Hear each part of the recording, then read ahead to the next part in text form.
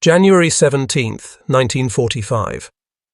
The Eastern Front was collapsing under the weight of Soviet artillery when, in a snow-covered trench outside Warsaw, a German officer pulled a leather-bound notebook from beneath his tunic.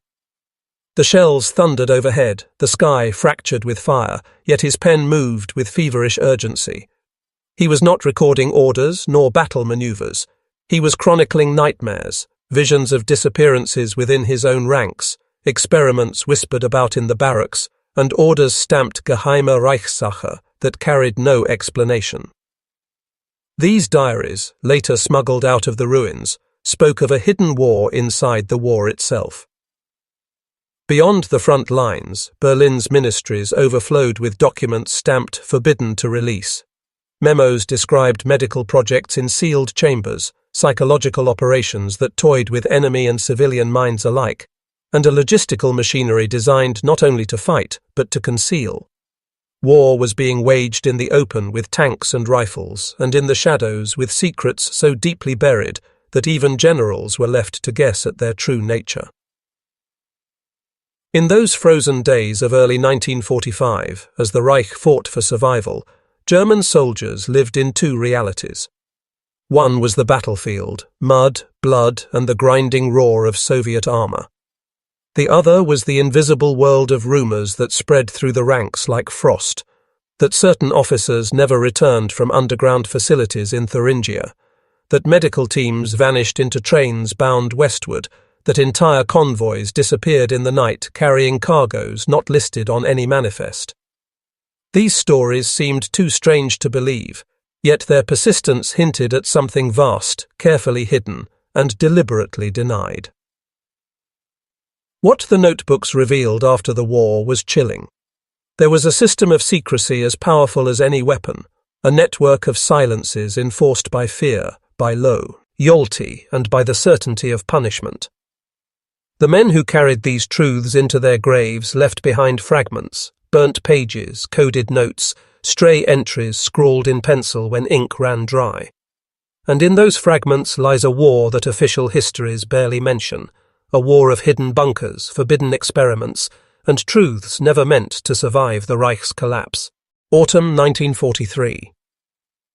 Beneath the streets of Strasbourg, Allied intelligence stumbled upon a warren of laboratories that Nazi authorities had evacuated in haste. What they left behind was not machinery of open warfare, but the remnants of hidden science, chemical vials, charred documents, iron chairs bolted to floors. The SS had turned cellars into chambers where sound itself was weaponized. Notes retrieved by French resistance operatives described experiments with low-frequency vibrations designed to collapse human composure. Prisoners reported hearing phantom voices, seeing shadows dance where no one stood, their hearts forced into erratic rhythms as if terror itself had been engineered. In the corridors above, the city went about its occupied routines. Below, silence was broken by the hum of machines that sought to unmake the mind.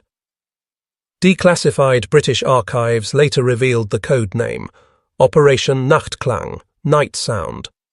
It was a program conceived in secrecy by Heinrich Himmler's technocrats, who believed domination required more than weapons. It demanded mastery of perception itself. Victims placed in sealed bunkers were subjected to alternating days of sensory saturation and deprivation. Floodlights burned 24 hours before plunging them into total darkness. Radios blasted speeches at deafening levels before cutting to silence that stretched for days. In testimonies smuggled through Red Cross channels, one prisoner wrote, "They wanted to erase the boundary between dream and waking, so we would not know if death was real or imagined." Allied analysts who first reviewed the evidence dismissed it as exaggeration.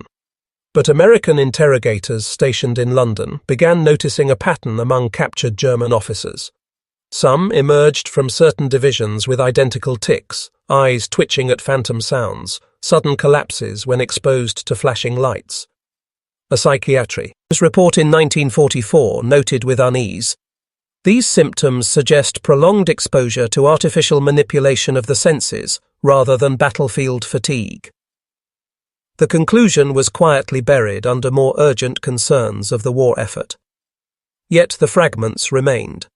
Diaries from medical officers revealed shipments of gramophone equipment and projectors rerouted not to theatres, but to facilities in Silesia and Bavaria. Orders specified continuous playback until termination, words chilling in their brevity. Survivors later spoke of lullabies turned into weapons, children's songs played until the human will fractured. Few records of these sites survived the Reich's collapse, but scattered ruins told their own story. Steel doors sealed from the outside, rooms with no windows, walls scorched with the fingerprints of men who clawed at silence itself. Winter 1942. In the frozen forests of East Prussia, the Abwehr, Germany's military intelligence service, conducted operations that even many within the Wehrmacht never knew existed. Their code name was Operation Seelenspiegel, the mirror of the soul. It was a program not of open combat, but of infiltration through manipulation, where agents trained in linguistics and psychology were inserted into Soviet prisoner populations disguised as fellow captives. Their mission was not merely to extract secrets, but to sow despair, to whisper rumors of betrayals, executions, and fabricated massacres, until prisoners turned against one another in desperation. Later files captured in Berlin described this effort as mental attrition, a campaign designed to fracture cohesion without firing a shot. The reports that survived read like confessions rather than strategy. One officer noted how, inside makeshift camps near Königsberg, entire groups of Soviet prisoners refused to eat after operatives spread the story that food had been poisoned by their own commanders. Men starved not because rations failed, but because trust itself had been murdered. The deception was so complete that some prisoners, emaciated and near death, rejected bread delivered by the Red Cross, convinced it was a final trap. British intelligence, intercepting fragments through the ultra-code-breaking program at Bletchley Park, struggled to understand what they were reading. Messages that spoke not of troop movements but of successful introduction of despair seemed at first like riddles. Yet cross-checks with reports from the Eastern Front confirmed that prisoner deaths spiked in camps where these infiltration units had operated. It was a warfare invisible to maps, its victories measured in broken wills rather than captured ground. Among the few surviving testimonies is a letter smuggled by a Polish intermediary, written by a Soviet officer who endured such a camp. We fought each other in the dark, believing traitors surrounded us. We were not defeated by hunger or bullets, but by voices that carried our own accents. They made us believe our nation had already perished. His words capture the essence of a campaign that sought not bodies, but the annihilation of certainty. By 1945, when Allied forces overran intelligence headquarters in Flensburg and Berlin, they found entire archives burned to ash. Yet fragments persisted, carbon copies filed in bureaucratic redundancy, handwritten notes misfiled in medical records. Together, they painted the outline of a strategy as insidious as it was effective, a war fought in the mind, where truth itself became the most dangerous casualty. Spring 1944. In the Thuringian hills of central Germany, peasants whispered of the earth trembling without thunder, of train cars that vanished into mountainsides and never re-emerged. What they could not see, Allied aerial reconnaissance would only suspect months later, the construction of a hidden empire beneath the soil. The Reich called it Project Mittelwerk. To its labourers, dragged from concentration camps and forced into darkness, it was nothing less than a descent into the underworld. Here, beneath Konstein Mountain, tunnels stretched for miles, carved by dynamite and human hands under SS supervision. The air stank of dynamite dust, sweat and blood. Prisoners laboured 20 hours a day, their bodies collapsing under stone ceilings that dripped with condensation. Guards reported production quotas, not lives. The mortality rate was so high that corpses were dragged directly into side chambers, buried in shallow pits within the same tunnels where rockets were assembled. Every death was recorded only as unfit for labour, the bureaucracy of annihilation masking the scale of the crime. Within these caverns, the V-2 rocket, the so-called vengeance weapon, took shape under flickering lamps. Allied bombers obliterated factories above ground, yet here underground, the Reich prepared its most secret arsenal. Engineers spoke of a production line that echoed with screams, where metal and flesh intertwined in a grotesque economy. Diaries seized after the war describe workers whispering in dozens of languages, chained together by exhaustion, their labor measured in rockets completed rather than days survived. When American forces finally breached Mittelwerk in April 1945, they found not only the half-finished arsenal of a dying Reich, but also a graveyard concealed within the rock. More than 20,000 prisoners perished building the tunnels, men erased by secrecy, their bones left beneath the concrete floors. Photographs taken in the aftermath show endless galleries littered with broken machinery, drawings of rocket fuselages on damp walls, and crude wooden stretchers stained dark with blood. Among the ruins of Berlin in May 1945, Allied search teams combed through apartments reduced to shells, their walls blackened, their staircases collapsed into ash. In a desk drawer beneath charred beams, they uncovered a bundle of notebooks bound with twine. They were written by a Wehrmacht officer stationed on the Eastern Front, pages hidden from official dispatches. His entries did not speak of battlefield maneuvers or victories to be announced by radio broadcasts.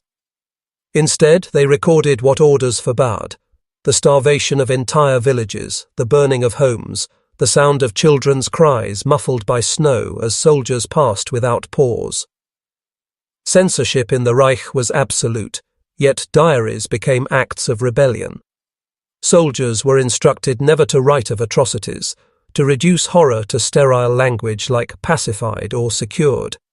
But in the solitude of barracks, by candlelight, men scribbled truths they could not carry in silence. In one diary captured near Smolensk, a conscript wrote, "We burned them alive inside the barn. The officer said it was necessary. I watched their faces pressed to the slats, mouths open. That night I dreamed of smoke and could not breathe." His words never reached his family. The book was confiscated, filed under evidence, and hidden in Allied archives for decades. In American repositories, thousands of such notebooks remained classified until the late 20th century. Many were deemed too volatile, their descriptions of atrocities threatening to ignite political tensions during the Cold War. Pages described summary executions carried out not in the chaos of battle, but with methodical calm. Villagers lined against walls as soldiers recorded names, then crossed them out one by one. Others spoke of orders never acknowledged in official history, instructions to poison wells, to destroy winter food supplies, to force civilians into minefields as unwilling scouts. The diaries also reveal the inner collapse of those who followed orders. One young lieutenant near Kharkov wrote, "I no longer know if I am a soldier or a murderer. My uniform burns my skin."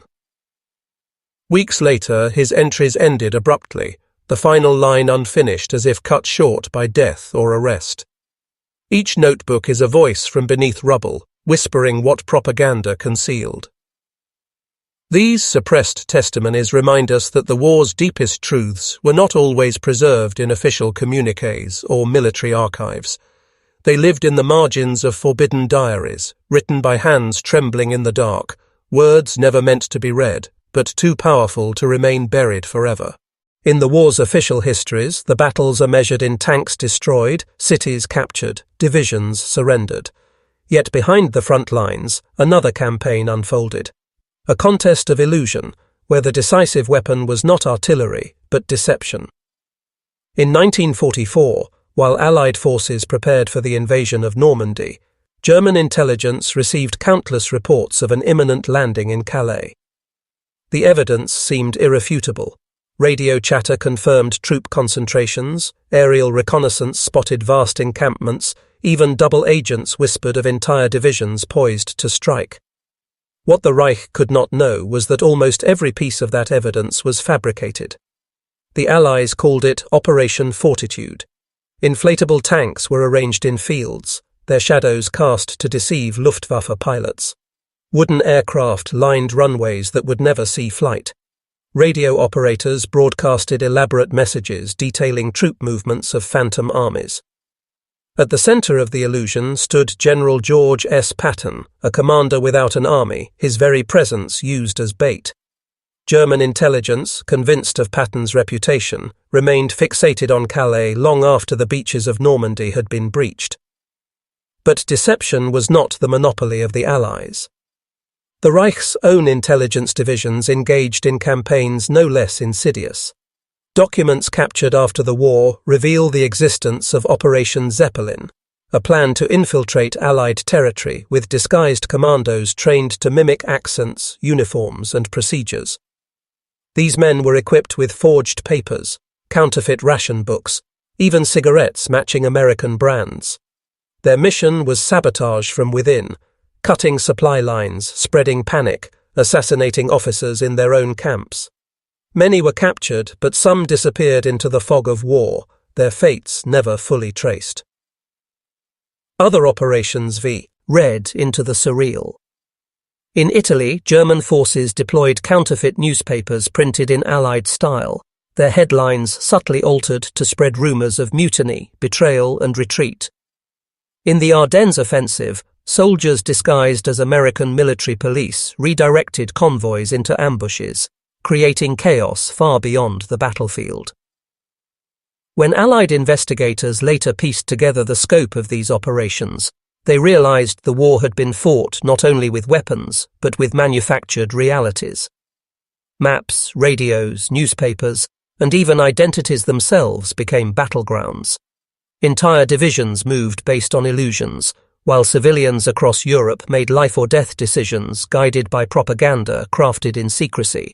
In the ruins of Dachau, among the shattered barracks and silent crematoria, American investigators uncovered not only evidence of mass death but records of experiments carried out under the veil of scientific pursuit. The files spoke not of medicine meant to heal, but of trials designed to weaponize the human body itself. In notebooks labeled with precise dates and numbers, men were reduced to entries, each line a testament to suffering disguised as research. At the heart of these operations were freezing experiments. Prisoners were plunged into vats of ice water, their bodies monitored as they convulsed, gasped, and finally fell silent. The stated purpose was to discover how long German pilots might survive after being shot down over the North Sea. Yet the methods revealed something far darker. Subjects revived and forced into repeated trials, their screams noted with clinical detachment, their deaths recorded as data points. One doctor's report chillingly concluded, "Consciousness lost at 44 minutes, subject terminated." Elsewhere, altitude experiments sought to simulate the conditions of high-altitude flight. Prisoners were locked in pressure chambers and subjected to rapid decompression. Witnesses described men clawing at their throats as blood vessels burst in their eyes, their bodies convulsing violently as if struggling against an invisible enemy. Some chambers were fitted with windows, so observers could watch the precise moment life was extinguished. Other projects were more insidious still. Prisoners were deliberately infected with malaria, typhus, and tuberculosis, then denied treatment in order to study disease progression. Medical staff injected toxins into veins and recorded the time to collapse. Survivors spoke of being forced to test experimental vaccines that left them blind, crippled, or permanently disfigured. These men and women were not patient. They were instruments in a laboratory of cruelty, their humanity erased by the pursuit of knowledge twisted into obedience to ideology. When Allied prosecutors later confronted German doctors at Nuremberg, many defended their actions as military necessity. Yet the evidence revealed not necessity but obsession, a belief that the human body could be dissected, manipulated, and broken in the name of national survival. Thousands perished in chambers and wards designed not for care but for torment. Their names rarely appeared in official records. Instead, they were numbers in ledgers, erased from history even as their bodies were consumed by fire. Amid the wreckage of the Reich, investigators uncovered not only weapons and documents, but objects that defied classification. In castle vaults and abandoned estates, Allied officers found crates filled with medieval manuscripts, astrological charts, and ritual artifacts. These were the traces of an obsession that ran like a hidden current beneath the Reich's machinery of war, the pursuit of occult knowledge. At the center of this obsession stood the Ahnenerbe, an SS institute founded under Heinrich Himmler. Its mission, cloaked in the language of research, was to uncover the ancient roots of the so-called Aryan race. Expeditions were dispatched to Tibet, to the Middle East, to the frozen caves of Iceland. Soldiers carried measuring calipers alongside rifles, recording skull dimensions and mapping ruins with the fervor of archaeologists searching for lost civilizations. The archives that survived the war contain sketches of runic inscriptions, diagrams of sacred geometries, and even correspondence describing the energetic resonance of ancient sites. In Wewelsburg Castle, the SS established a ceremonial center. Witnesses described torchlit rituals conducted in vaulted halls, black uniforms gathered around a stone table shaped like a sunwheel. Whether these ceremonies held strategic value or served only to reinforce myth is uncertain. But captured documents reveal that Himmler believed the castle would become the spiritual heart of a new empire, a place where history itself could be rewritten in symbols older than nations. Allied intelligence, when first encountering these fragments, dismissed them as eccentricities. Yet, as the archives were examined, unsettling patterns emerged. Files described attempts to integrate astrology into military planning, with charts prepared to determine favorable dates for offensives. Other reports outlined experiments in dowsing, with SS officers convinced they could locate underground resources or hidden bunkers by divining rods. Most disturbing were the projects that sought to merge technology with myth. Engineers were instructed to study ancient texts for inspiration in designing new weapons.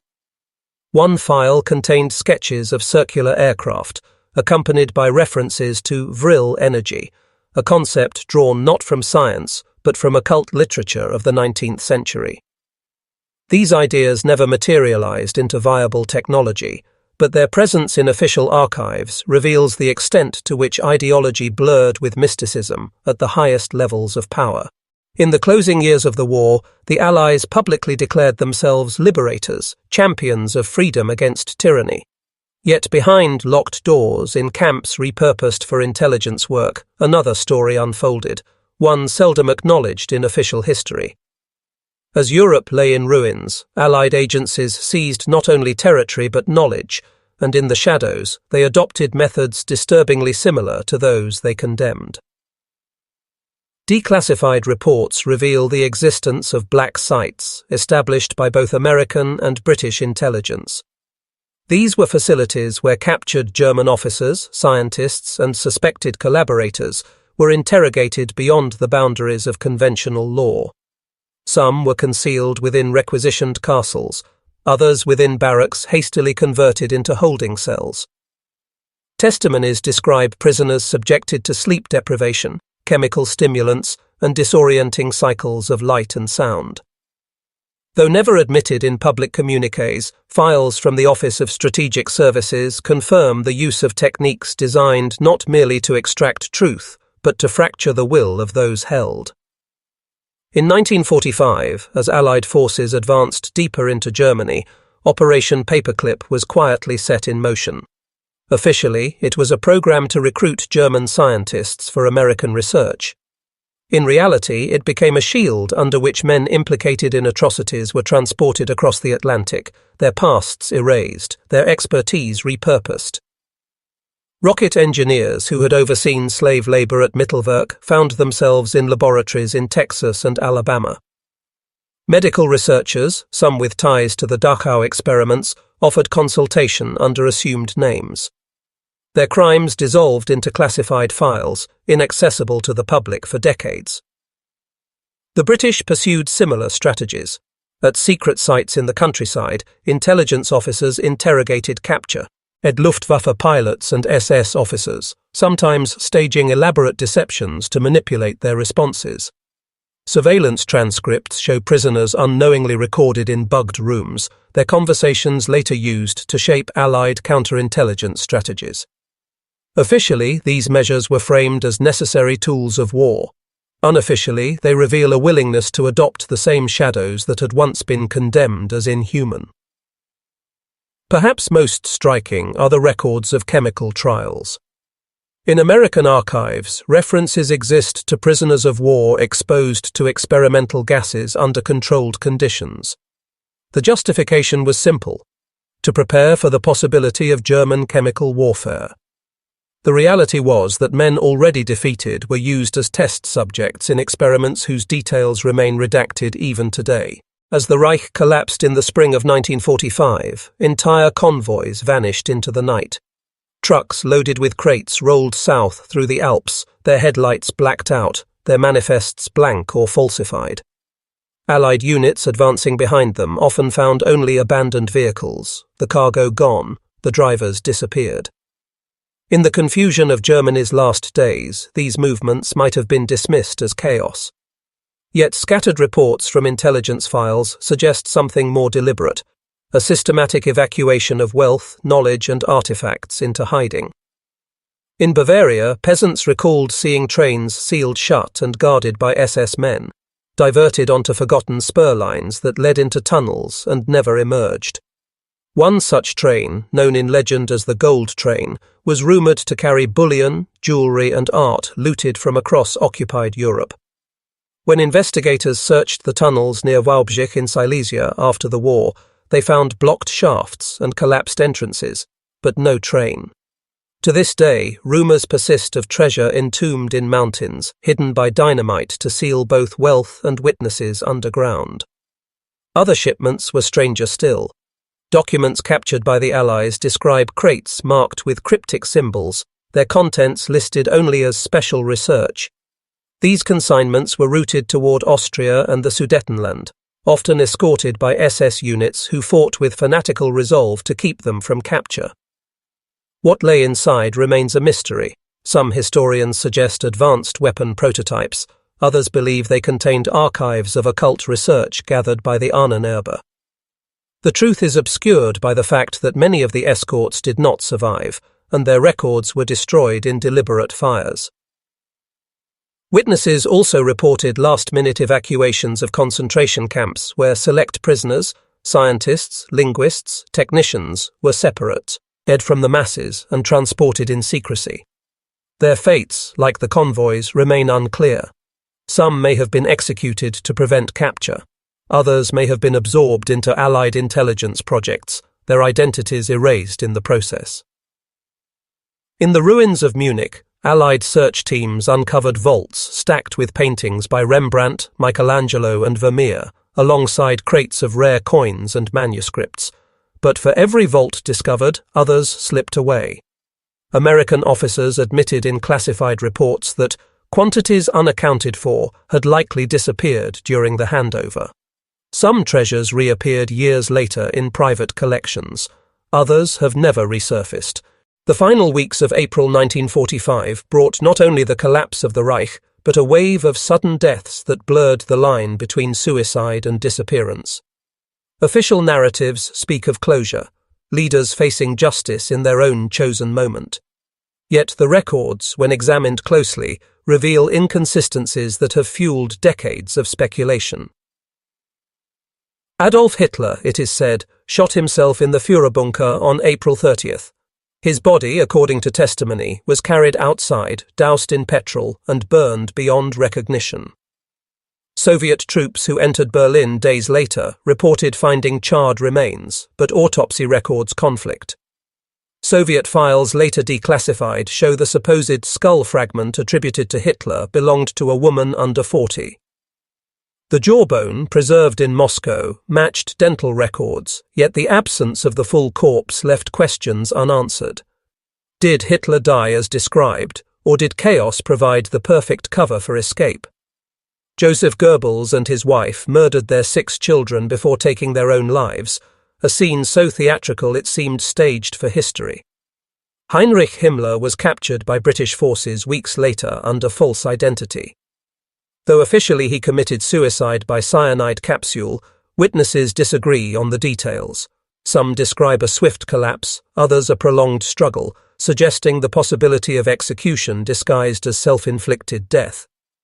Martin Bormann, Hitler's private secretary, vanished entirely.